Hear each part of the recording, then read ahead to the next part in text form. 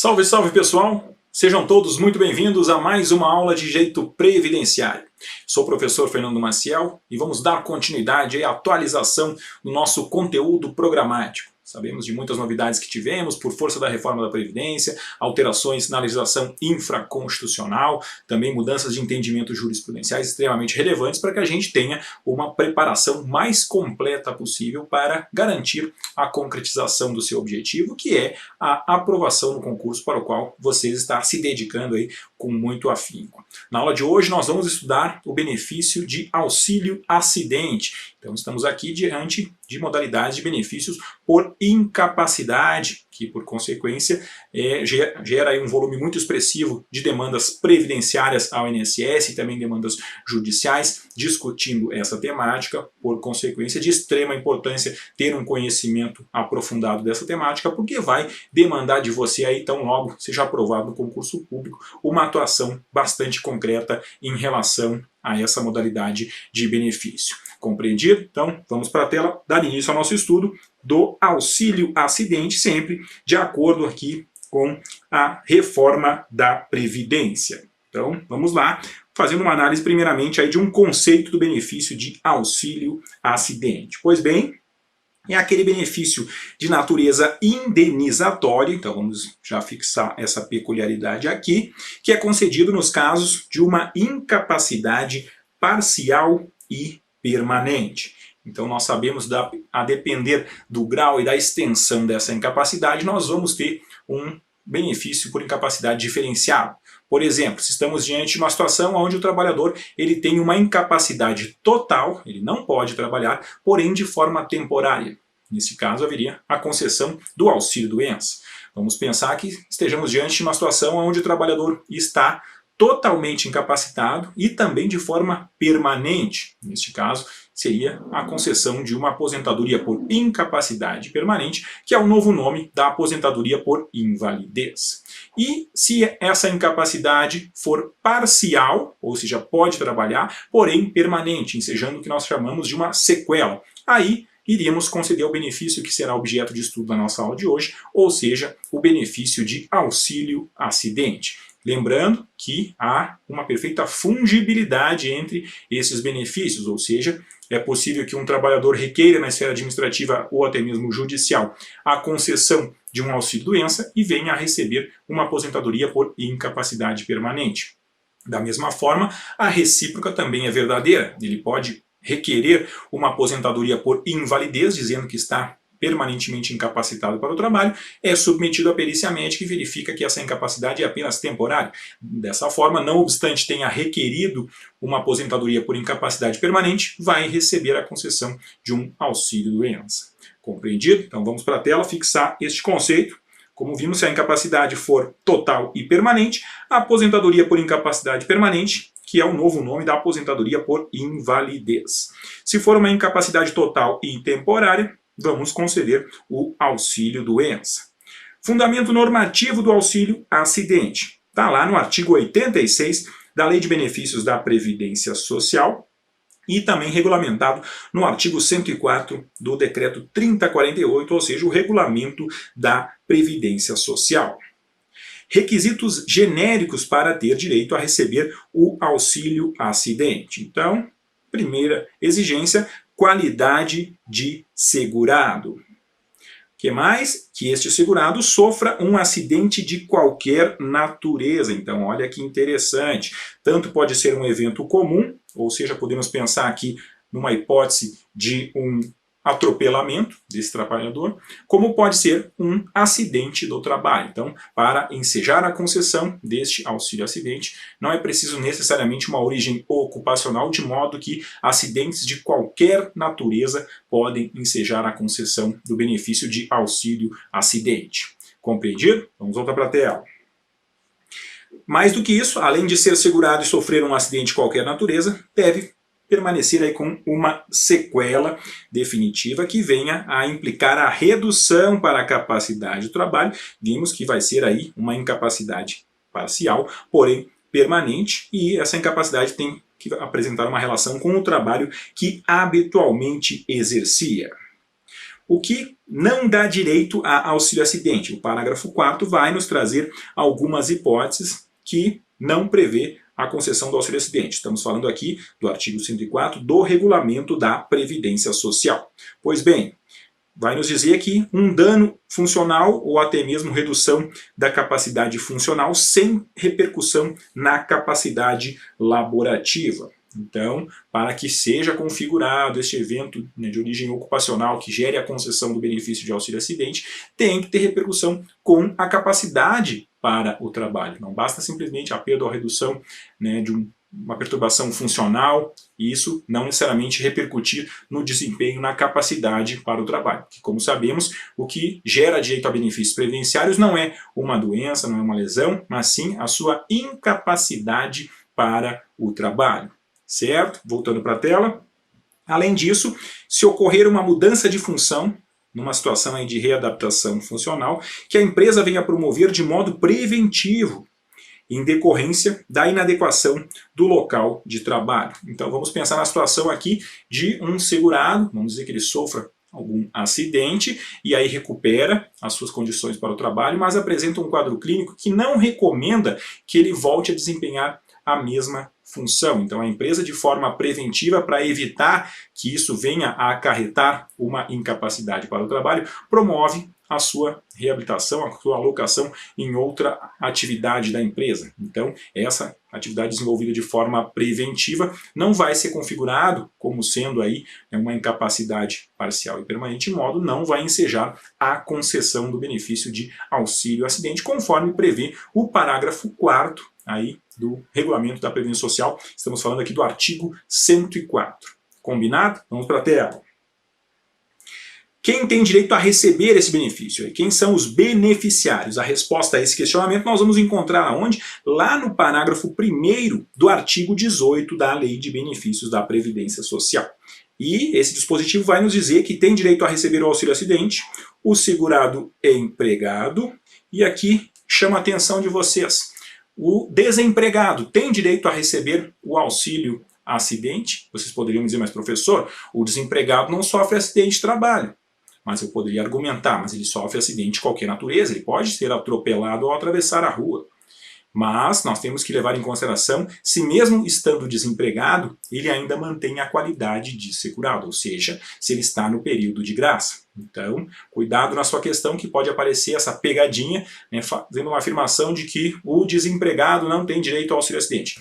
Tem, se sofrer um acidente de qualquer natureza e se ainda estiver mantendo a qualidade de segurado em observância ao período de graça. Compreendido? Vamos voltar para a tela. Quem mais pode receber o benefício? O avulso, aí o estivador que atua no porto, né, por intermédio de um organismo gestor de mão de obra ou até mesmo por intermédio de um sindicato. Quem mais? O segurado especial. Então, da mesma forma, também vai poder receber o benefício aí de auxílio acidente. Será que mais alguém vai poder receber?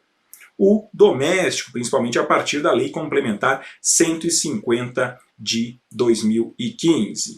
E que mais? Contribuinte individual e facultativo não fazem jus a receber o benefício de auxílio acidente. E por que que isso acontece? Como nós tivemos a oportunidade de estudar na aula que versamos sobre o acidente de trabalho e doenças ocupacionais, quem pode ser vítima de um acidente de trabalho, conforme o artigo 19 da Lei de Benefícios da Previdência Social? Vai ser o empregado, vai ser o doméstico, vai ser o avulso e o segurado especial.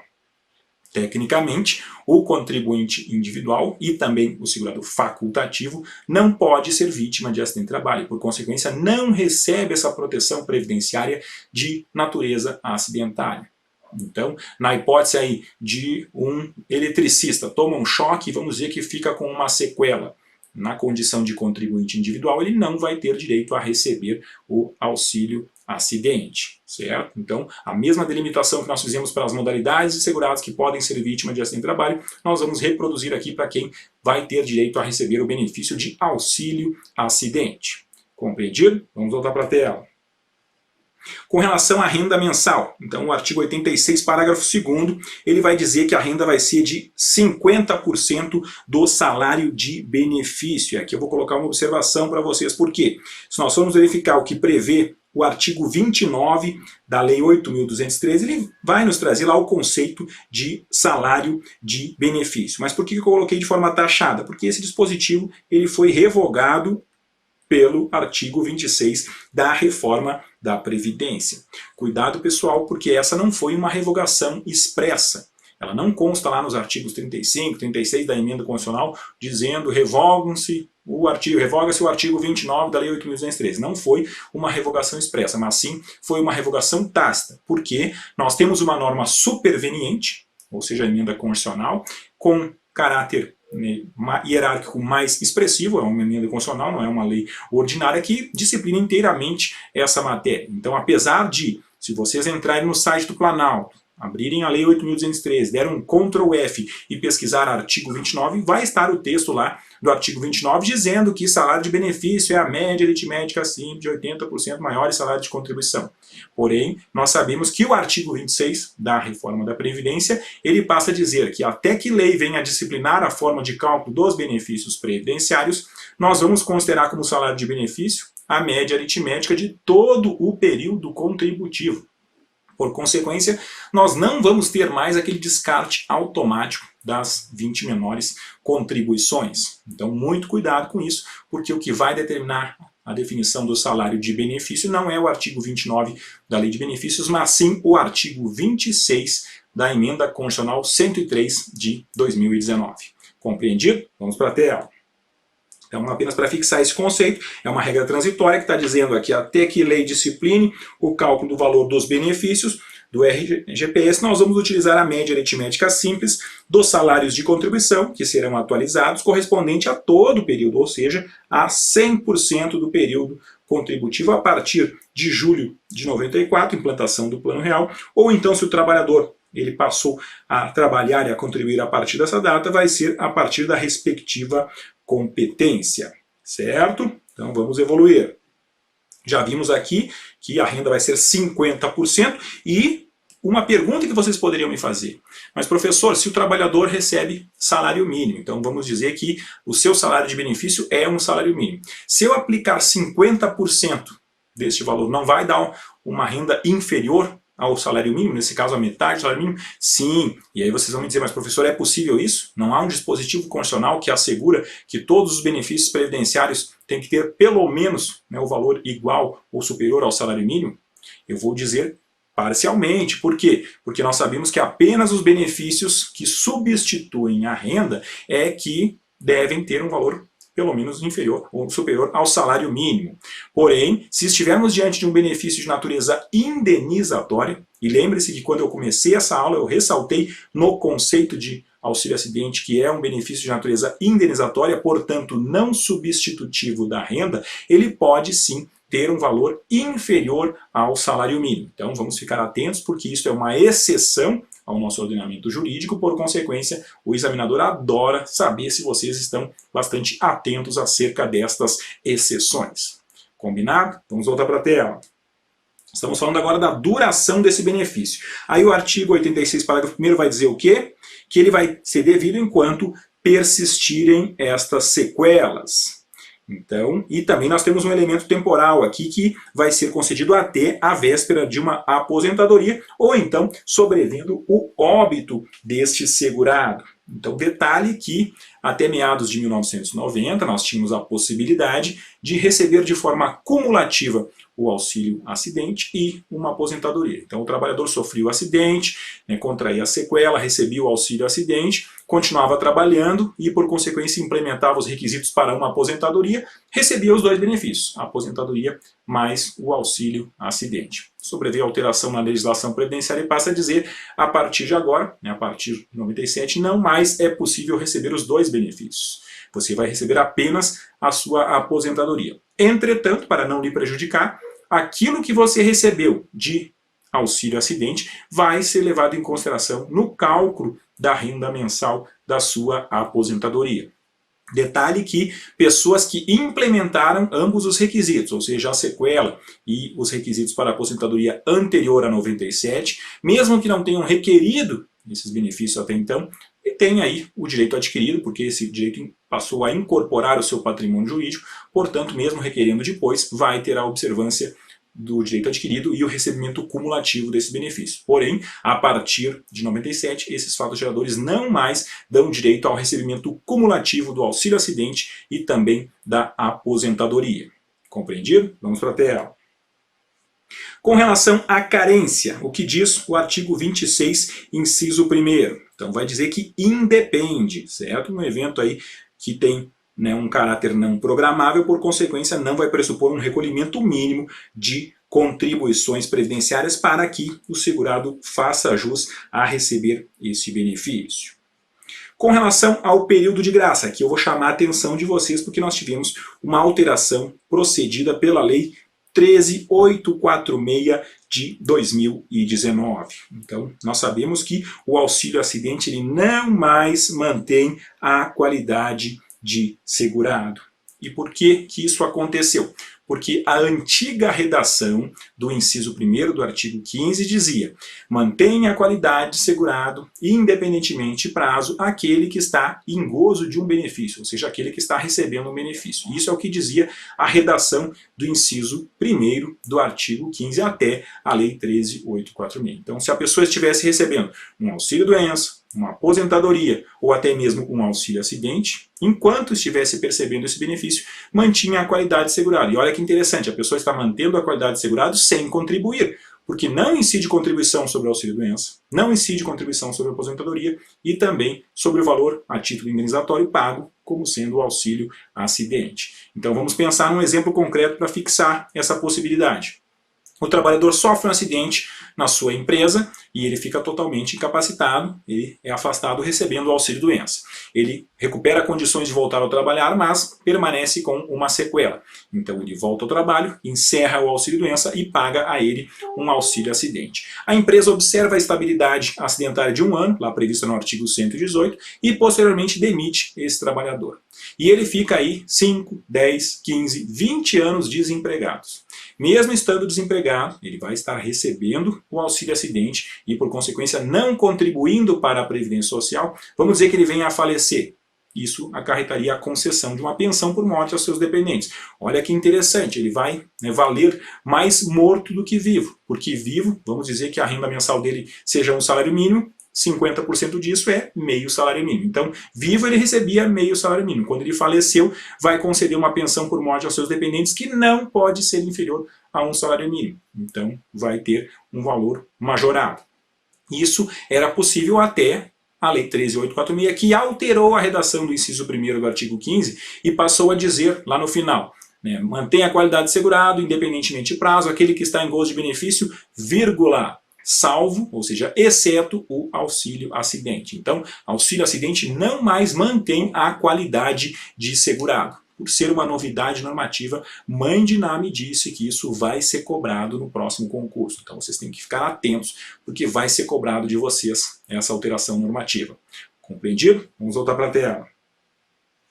Com relação ao início do benefício, o parágrafo 2º do artigo 86 vai nos trazer aí a delimitação de que a regra é que o benefício de auxílio-acidente seja pago a partir da cessação do auxílio-doença. Então a regra é essa, a pessoa se acidenta, fica incapacitado para o trabalho, por consequência recebe o auxílio-doença, voltando a trabalhar, permanecendo com uma sequela, cessa o auxílio-doença e passa a receber o benefício de auxílio-acidente, certo? É possível acumular com a aposentadoria? Opa, já vimos isso. Sabemos que até a Lei 9528 de 97 era permitido, era possível acumular o auxílio-acidente com a aposentadoria. Entretanto, sabemos que após esta lei, né, só vai ser possível receber se os fatos geradores forem anteriores a 1997, ou seja, observando aí o direito adquirido. Do contrário, após 97, não é mais possível receber de forma cumulativa os benefícios de auxílio-acidente e também de uma aposentadoria. Então, não há essa possibilidade. É possível receber juntamente com o salário, o que diz o artigo 86, parágrafo 3º da Lei de Benefícios da Previdência Social. Esse dispositivo vai dizer que é perfeitamente possível. Por quê? Vamos voltar ao conceito do auxílio-acidente. Ele é um benefício substitutivo da renda? Não, ele é um benefício indenizatório. Então, perfeitamente comum a possibilidade do trabalhador aí, infelizmente, sofre um acidente, tem uma incapacidade total, recebe aí um auxílio-doença, consolida a sua lesão, porém permanece com uma sequela, volta a trabalhar, automaticamente cessa o auxílio-doença e concede o auxílio-acidente. Neste caso, ele volta a trabalhar, recebe o seu salário pela atividade que venha a ser prestada e mais esse benefício de caráter indenizatório pago pela Previdência Social. Então, cuidado que, como vimos, não pode acumular com a aposentadoria, ok, porém com o salário, perfeitamente possível. Compreendido? Vamos para a tela. Então, dado o seu caráter eminentemente indenizatório, nós vamos ter aqui a possibilidade de sua acumulação com a remuneração percebida por este trabalhador. Detalhe que é possível acumular com outro benefício previdenciário, exceto o quê? Exceto a aposentadoria, e temos mais uma outra hipótese, naquela situação de reabertura do auxílio-doença que antecedeu a concessão do benefício de auxílio-acidente. Neste caso, de reabertura de um auxílio-doença que antecedeu o auxílio-acidente, ele seria suspenso. É o que diz o parágrafo 6º do artigo 104 do Regulamento da Previdência Social. Aí vocês vão me dizer, mas professor, não estou entendendo isso. Não se preocupe que nós vamos explicar com exemplos práticos. Vamos ao nosso trabalhador azarado que sofre um acidente, vamos dizer aí que ele perdeu o dedo da mão direita, certo?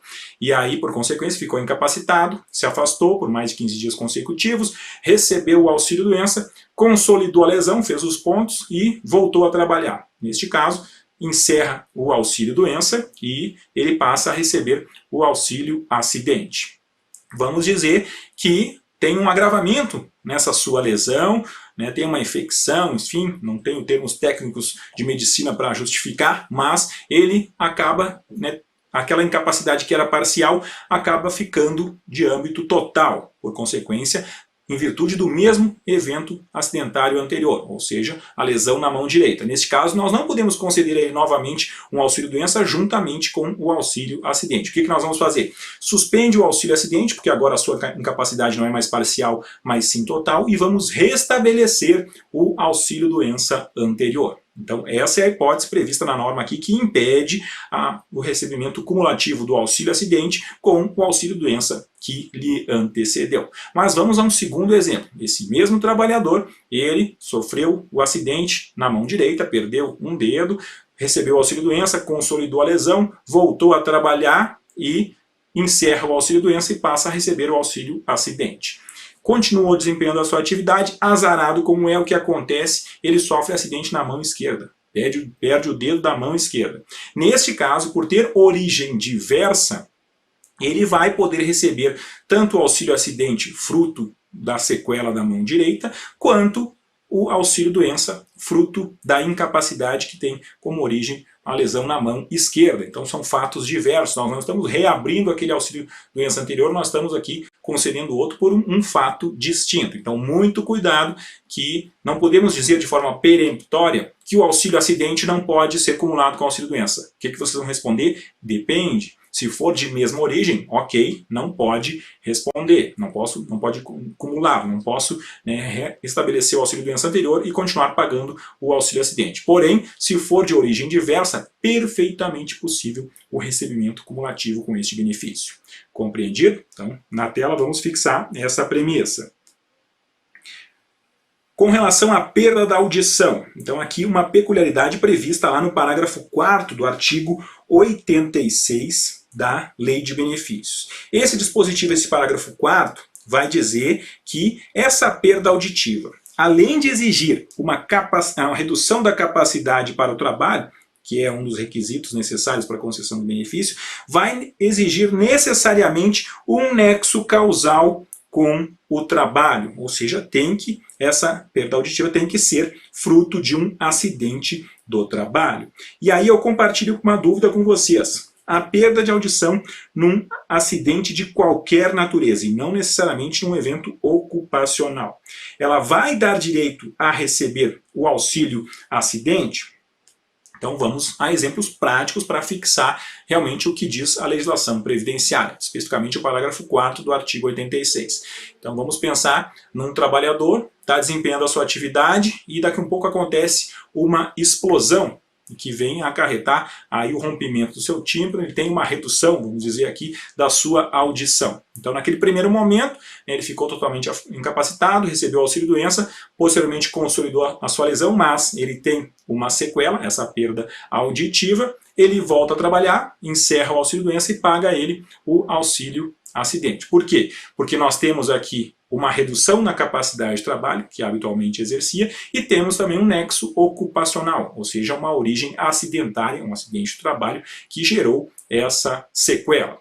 Porém, vamos aprofundar um pouco esse exemplo. Vamos dizer que nesse mesmo dia, um segurado da Previdência Social estava passando pela calçada, nas proximidades aonde aconteceu esta explosão.